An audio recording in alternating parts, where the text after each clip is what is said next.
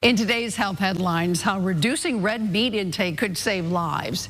New data on the relationship between alcohol and longevity, and a head-to-head comparison of Ozempic and Mounjaro. Joining me is Dr. F. Perry Wilson, Associate Professor at Yale School of Medicine, Yale Medicine physician. Welcome. Thanks for having me.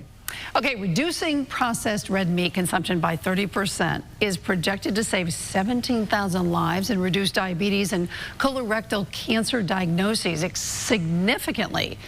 What do we know about that?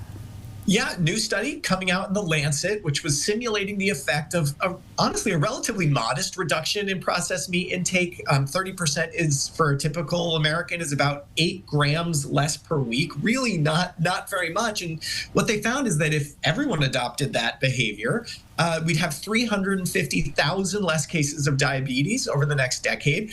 50,000 less cases of colorectal cancer and 15,000 fewer deaths in a decade. So if you need a little motivation to put the bacon back, maybe this is it. Maybe a couple times a year. Yeah. All right, new data on the influence of alcohol and longevity suggests that a small amount may be beneficial. What do you know about that?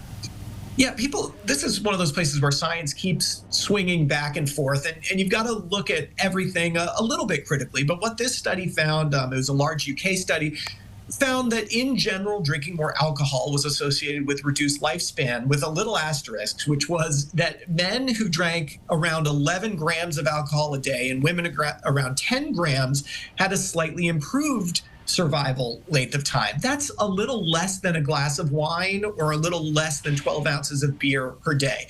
That said, it only applied to wine and beer and not hard alcohol, which always makes me wonder if they aren't actually detecting a socioeconomic effect that wasn't fully accounted for in their analysis. So I wouldn't say this gives you full permission, but you know what doctors have been saying for a long time, which is a glass a night or something less than that is probably okay. Alrighty, and the first head-to-head comparison of Ozempic and Mounjaro has been released, suggesting the latter may be more effective. What do we know about that? Yeah, this one's hot off the press, just came out today. And basically, we've never seen a head-to-head comparison of the big player in this space, Ozempic, in the weight loss drug space with its main competitor, Mounjaro. This analysis, which came out in JAMA Internal Medicine, suggests that Mounjaro is actually the more effective drug. They found that in people on Mounjaro, the average weight loss was about 15% over 12 months, compared to a little under 10% for the Ozempic crowd. And they also found that weight loss was quicker with Mounjaro than with Ozempic.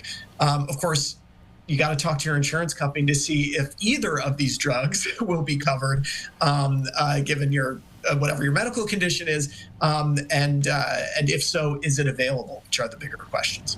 All right, thanks for all that information, Dr. F. Perry Wilson. Have a great day. You too.